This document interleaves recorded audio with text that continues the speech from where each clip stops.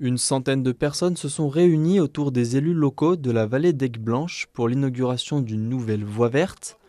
Longue de 5 km, elle relie sur 3 segments la station d'épuration de Ponceran et la commune de la Léchère.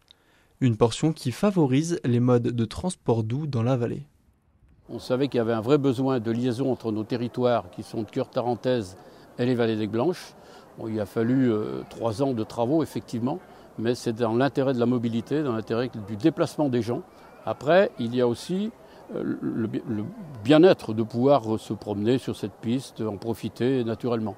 Mais avant tout, c'est la mobilité pour éviter à ce que les gens utilisent leur voiture et continuent à produire des gaz à effet de serre, bien évidemment.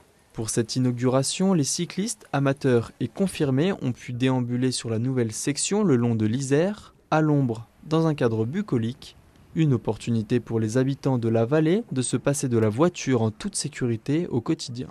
C'est un ouvrage très important pour pouvoir se balader tranquillement, éloigné des voitures et dans un contexte de paysage sympathique. Voilà, et donc pour moi c'est une très grande utilité. Je la connais depuis longtemps, mais maintenant elle est agréable parce qu'elle a été réouverte et goudronnée. Bon, c'est moins agréable pour les VTT quand c'est goudronné, mais ça nous permet d'accéder en bas de vallée sans passer par la route nationale ou la contre-route qu'il y a au-dessus.